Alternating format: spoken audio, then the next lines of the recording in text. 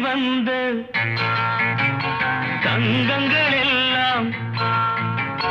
ஓர் வழி நின்று நேர் வழி சென்றால் நாளை நமது காலங்கள் என்னும் சோலைகள் மலர்ந்து காய்கனியாகும் நமக்கென வளர்ந்து நாளை நமதே